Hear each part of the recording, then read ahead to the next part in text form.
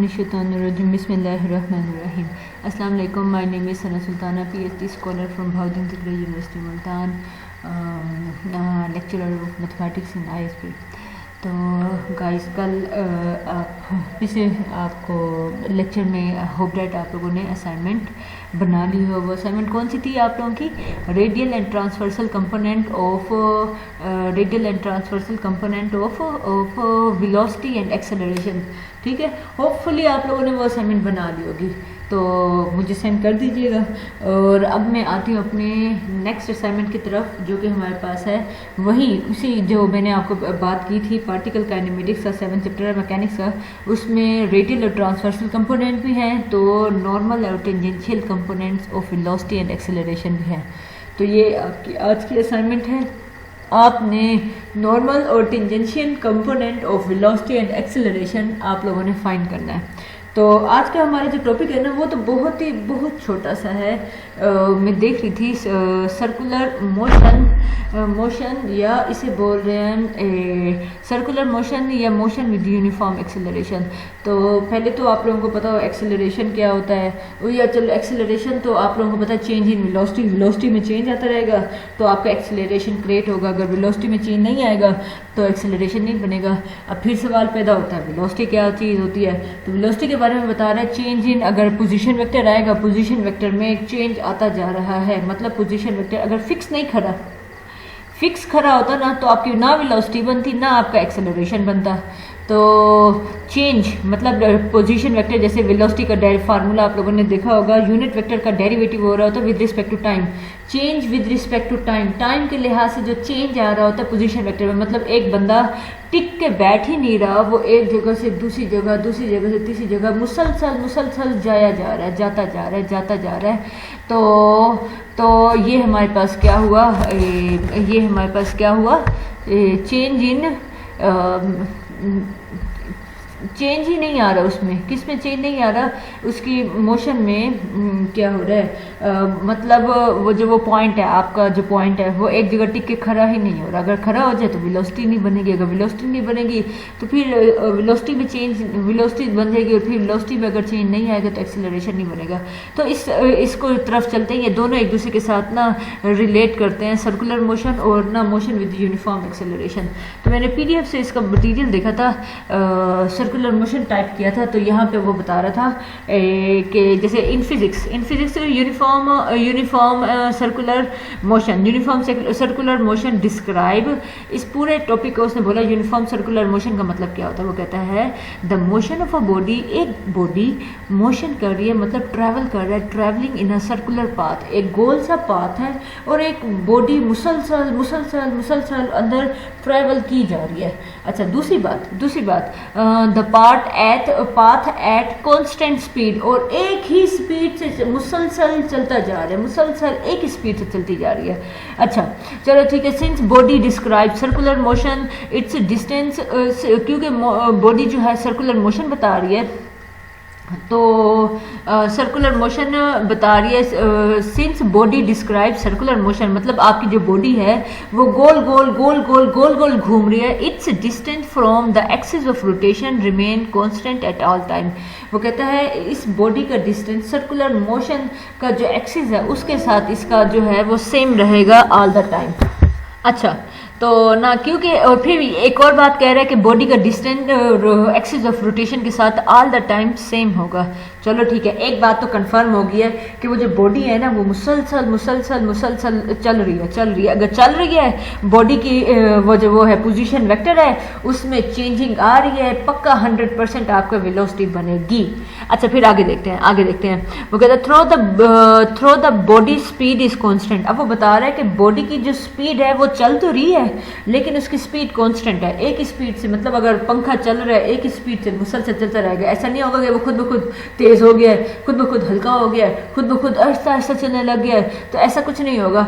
तो वो कहता है through the body speed is constant, the velocity is, वो कहता है it's velocity is not constant. वो कहता है इसकी स्पीड कांस्टेंट है लेकिन इसकी वेलोसिटी जो है वो कांस्टेंट नहीं है, साफ पता चल रहा है उसकी बेशक वो कांस्टेंट स्पीड से चल रहा है, मूव तो कर रहा है ना, तो वेलोसिटी जो है वो कांस्टेंट नहीं होगी। तो वेलोसिटी बनाने के लिए हमें चाहिए क्या होता है, ये आगे वो बता रहा है।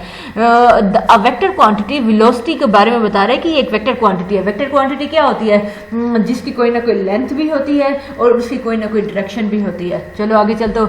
Depends on both body speed, ये डिपेंड करती है बॉडी की स्पीड पे भी डिपेंड करती है, एंड डायरेक्शन ऑफ ट्रेवल, और जिस डायरेक्शन में वो ट्रेवल कर रही होती है वहां भी ट्रेवल कर रहा होता है उस पर भी डिपेंड करती है। अच्छा, अब ये बहुत बड़ी इंटरेस्टिंग बात इधर आ गई है। ये देखो, सपोज ये देखो, ये आपके सामने ना ये ग्राफ बना हुआ है और ये यूं सर्कुलर मोशन में मूव करता जा रहा है, ठीक है, ये सर्कुलर मोशन में मूव कर रहा है, ठीक है, बात समझ आती है। अब जरा इधर गौर से देखो, अगर सपोज बॉडी मेरी यहाँ खड़ी है तो ना अब आप लोगों को एक क्या वेलोसिटी किस चीज़ पे डिपेंड कर रही है, बॉडी की स्पीड पे, दूसरा उसकी डायरेक्शन पे। अब बताओ इस पॉइंट पे तुम खड़े हो, तुम्हारी डायरेक्शन कौन सी होगी, मतलब तुम अगर ऊपर से नीचे की तरफ आ रही हो, अगर इस पॉइंट पे मैं तुम्हें स्टॉप करूँ तो तुम्हारी डायरेक्शन कैसी होगी, सामने की तरफ, क्योंकि तुम यूं मूव कर रहे हो ना, यूं मूव कर रहे हो।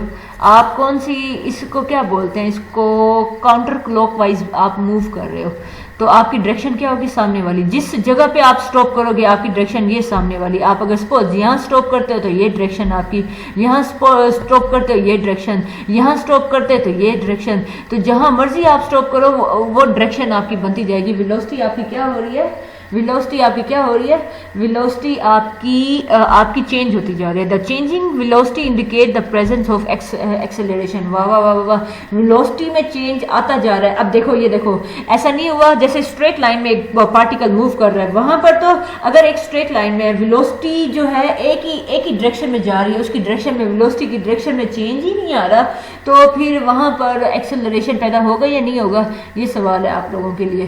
तो यहाँ पे वेलोसिटी में मुसलसल चेंज आ रहा है, तो यहाँ पे एक्सेलरेशन चीख के बताएगा। Change in velocity indicate the presence of acceleration. This centripetal acceleration of constant magnitude. इस एक्सेलरेशन का सेंट्रीपिटल एक्सेलरेशन क्या होता है, जो रेडियल डायरेक्शन से जो हमें एक्सेलरेशन मिलता है ना, उसे हम सेंट्रीपिटल एक्सेलरेशन बोलते हैं। इसको फर्दर भी हम लोग डिस्कस करेंगे इंशाल्लाह।